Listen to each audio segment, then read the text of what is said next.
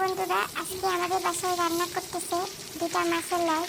মাছের লাশ দুটা আগে সুন্দর মতো ভেজে নিচ্ছে, উল্টে পাল্টে উপর করে ভেজে নিচ্ছে।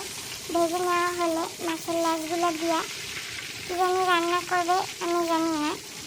এই রান্নাটা নাকি অনেক স্পেশাল একটা রান্না। তারপরে কড়াই থেকে মাছগুলো উঠাইয়ে নিল। এখন খুব তাড়াতাড়ি করে মাছগুলো বাছতেছে। কিভাবে বাছতেছে আমি জানি না। এত দ্রুত কেমনে মাছ বাছে, আমি তো জীবনেও পারবো না। আপনারা কি পারবেন? এত দ্রুত কি মাছ বাছা যায়? আমি শুনছি, আমারে বলছে এই মাছগুলো দিয়ে নাকি লাউ রান্না করবে।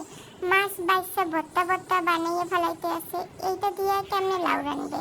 লাউ তো রান্না করে মুরগি দিয়া, আর রান্না করে মাছের পিস পিস পিস কাটা মাছ দিয়ে লাউ রান্না করে। এই বাসা মাছ দিয়ে কেমনে লাউ রান্না করবে?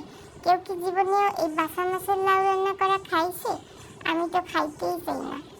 মাছ বাসে আর একটু একটু করে মাছ খায়। মাছ বাঁচতেছে যখন বাঁচতেই থাকবা, তাইলে আবার খাও কেন?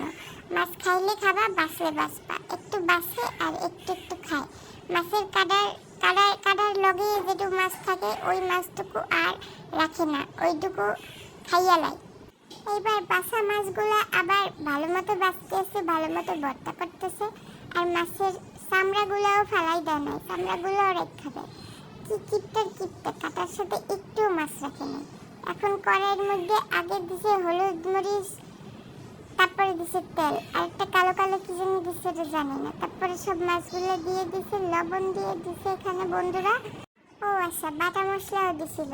তারপরে লাউ দিছে, লাউ দিয়ে লাড়াচাড়া করে তারপরে জল দিছে। তারপর রান্না করছে ফ্রিজ দিয়ে পাথরের মতো টমেটো বের করে, ওগুলোও দিয়ে দিচ্ছে। মজাই হয়েছে রান্নাটা।